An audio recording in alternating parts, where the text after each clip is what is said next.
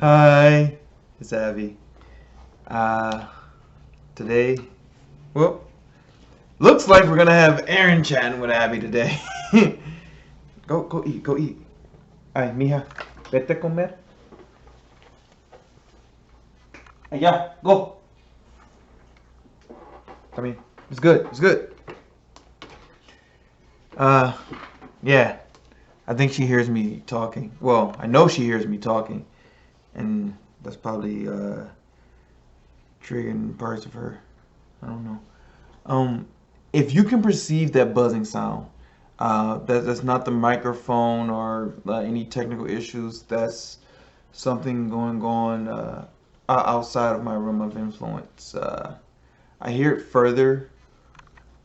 Oh yeah, it's reversed. I hear it further in the back, but it may still be perceptible. I don't understand how powerful this microphone is. Woo. Today, I was typing on Facebook, and I realized that I'd much rather try to verbally articulate the thought process, to practice transforming this into words in real time. Um, a lot of times, the scariest things to me aren't the things that I imagine to be scary, or that I'm motivated to be scared by, but more so the things that are supposed to help me. Like the truth has been like the scariest thing I have ever encountered. Uh, Truth is what's consistent with reality. Reality is the living, sentient, self-aware system. Uh, it's it's the greater body that we all belong to. It's the phenomena, the event, the organism, whatever you choose to identify it, is what humans would identify as God. And when I see like some truths about reality, that shit's scary. Like if I'm waking up in the middle of the night and I see a monster, I'm gonna feel a little scared until I can recognize that this monster is really my jacket, with my pants and a couple socks. Like, oh, okay, cool. If I go to a movie and the demon on scare looks scary, then I'll be scared to understand. Oh, this is artistry. This is art.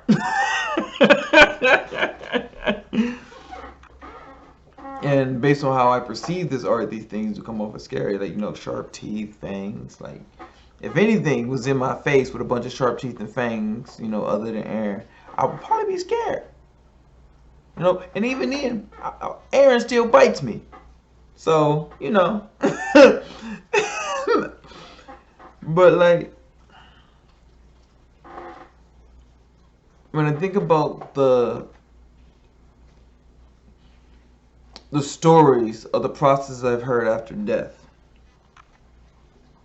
and combined with my personal experience of visiting heaven, and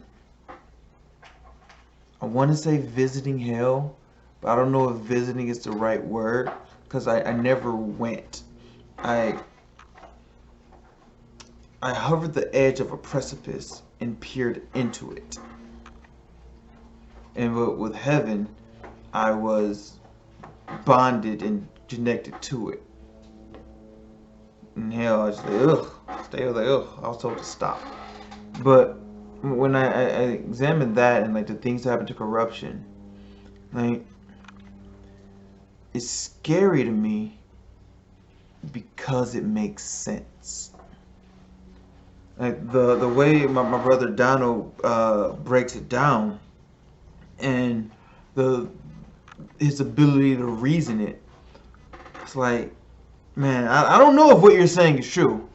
I don't think I've ever experienced anything similar.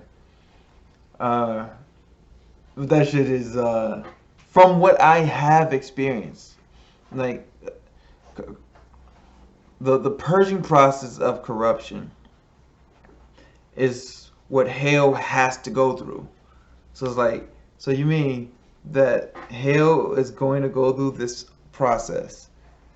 And because I in my own personal experience, I've observed hell, then it's like, well, that was pretty rough to even look at.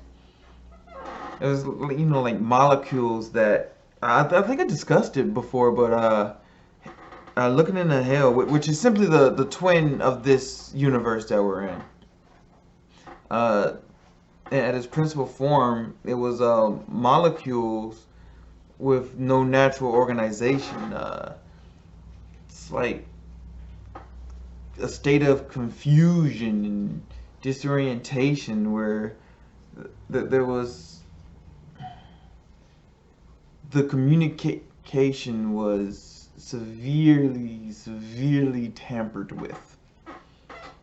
It's like a constant act of war, a constant state of aggression against everything, just refusing to bond. And the distortion is worse? Like, shit! Like, bruh.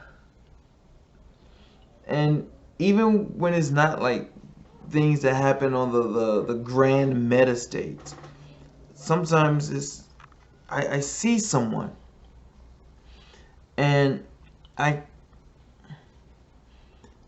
can identify their spirit, and then I'll see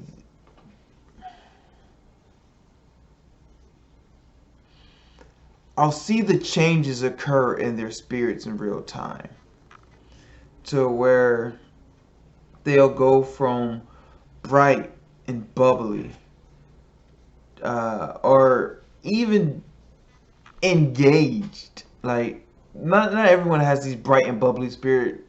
I've even seen this happen where people already have these dark spirits in them, and then I'll see as corruption begins to like twist and turn, and like it's like it's pulling them apart, and in response they're getting sucked in. It's like they have something in them that sucks them into it. And that shit is scary. Like, imagine having a conversation with someone, and you're simply discussing ways in which you would raise your child. Like, I do. The way that I try to raise my child is this way. And they're like, oh, I'm raising mine this way. And you're like, huh, I wonder why you raise yours that way. What happens, in these contingencies? Well, what happens in your contingencies? This would probably be easier to imagine if I wasn't trying to have you also fill in the blanks.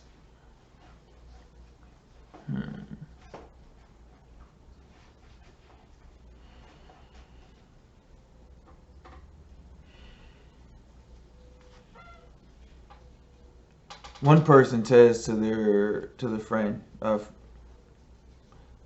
Steve says to Rachel, I'm imbuing my child with understanding so that they can adapt to circumstances as they occur, because I understand that I cannot control every facet of my child's being in the same way that I am currently not in control with any facet of my child's being. And Rachel says, I choose to try to control my child and to cause my child to be a perfect imitation and replication of me, with adjustments made that would improve their lives in a way that I wish my life was improved. Steve sees that this is a difference, and Just a bit curious, you know. Maybe what Steve is doing is wrong. Maybe imbuing this child with understanding isn't the correct way to increase the chances that the child survives. Maybe if Steve takes Rachel's example and begins to attempt to mold and form this child into what Steve thinks is ideal, would increase the child's survival. So, Steve asks a bit of questions to determine which path he should continue on. So, Rachel, what do you do when your child's not in front of you? What does your child do when they're not in front of you? And Rachel's spirit begins to get sucked in, and something else is stretching. I don't know how to call it. So Rachel's spirit is getting sucked in, and this other entity is like stretching and growing. And Rachel looks at Steve. Well, when my child's not with me, they behave according to how I told them to. Well, that's a curiosity as well. So Steve's like, hey, Rachel, how do you know that? Like, where'd you get this information from? And then the process occurs. It intensifies. The getting drawn in happens like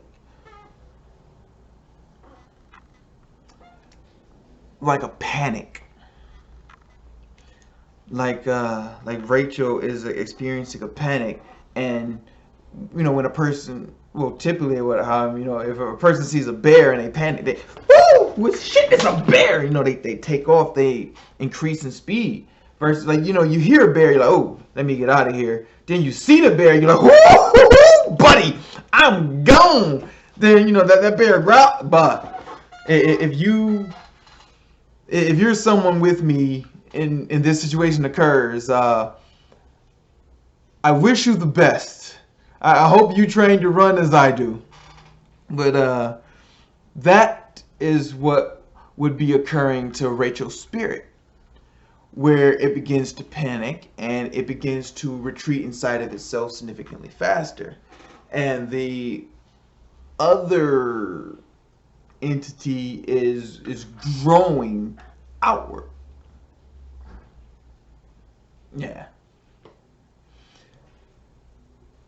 And seeing that, and as it happens, because it's like, why is this person scared?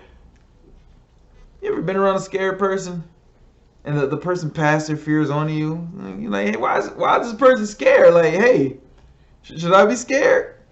It's the scenario where they say, if a black person sees people running, they're going to start running without asking questions. And while they're running, like, hey, what are we running from?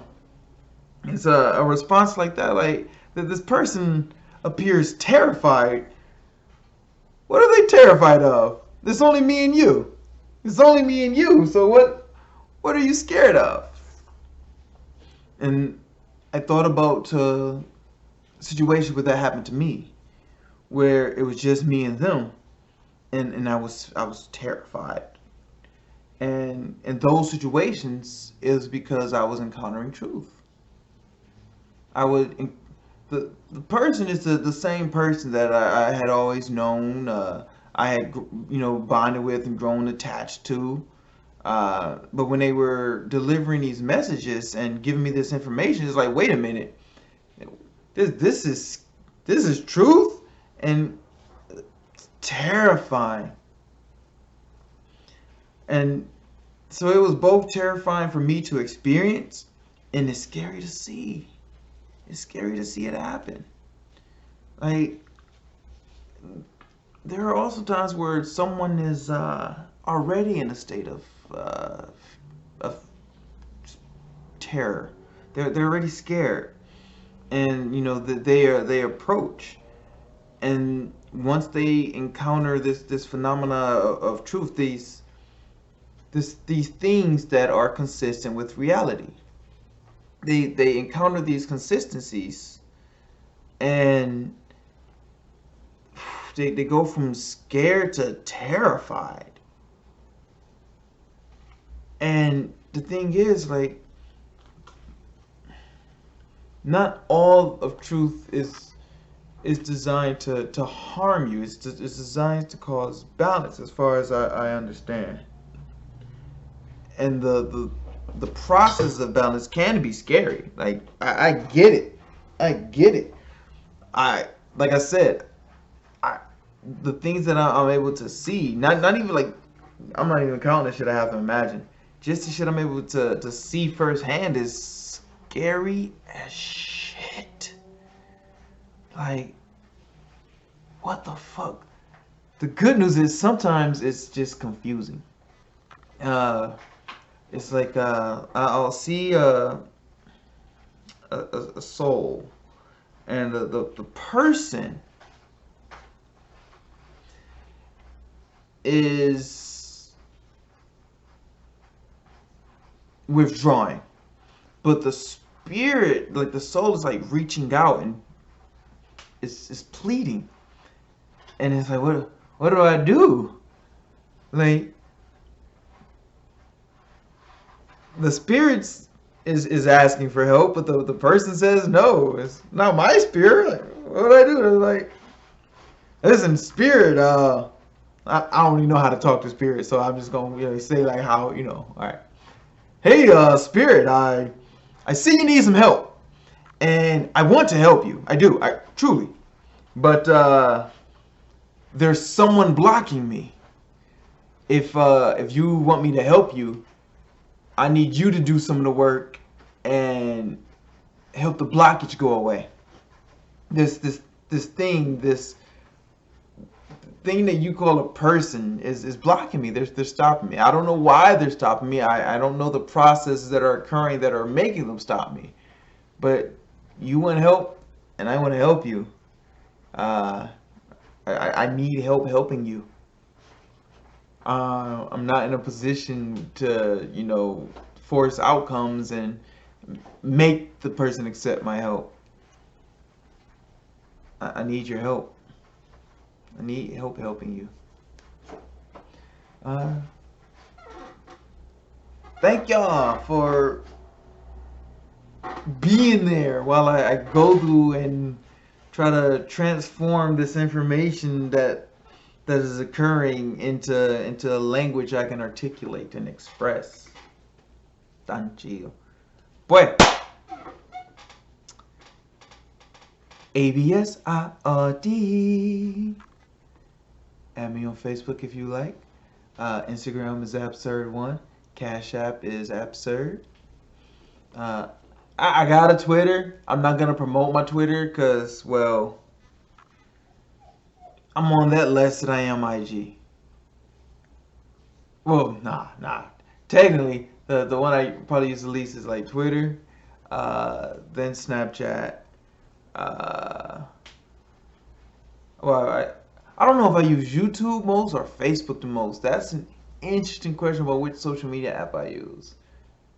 Then there's the other ones where I just don't really talk to people. I just be reading and gleaning information, Sometimes I want to be part of the conversation. Sometimes I want to observe the conversation. I just want to lurk. Hey, I just want to lurk. Hey. All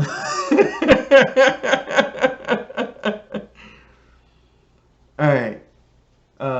Oh, okay. So before I leave, I'm gonna let Eren. No? ¿Tú quieres o no quieres? ¿Qué fue? Let Eren say bye to everyone. Ya, mira. Ya. All right, Abby.